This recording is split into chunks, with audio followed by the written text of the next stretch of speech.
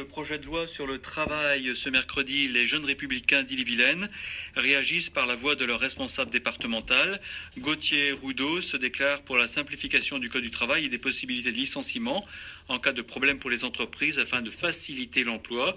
Il s'appuie sur l'exemple de la flexi-sécurité vécue avec succès dans les pays du nord de l'Europe.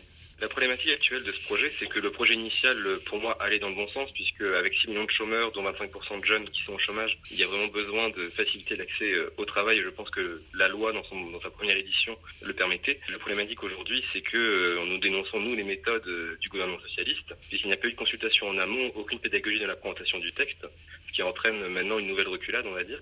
Donc la problématique de cette loi El Khomri maintenant, c'est que nous avons eu une ébauche il y a 2-3 semaines, et qu'aujourd'hui on ne sait pas réellement ce qu'elle va contenir. Donc il est là le vrai problème pour nous.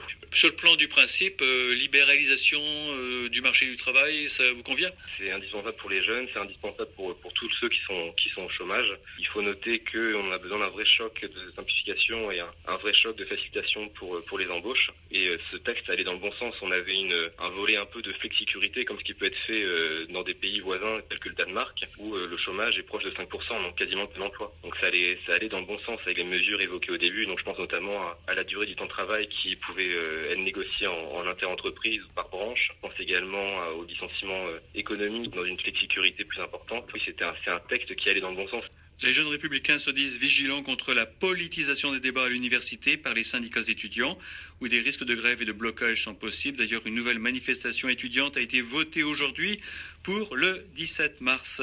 Une manifestation syndicale est prévue également samedi à 11h.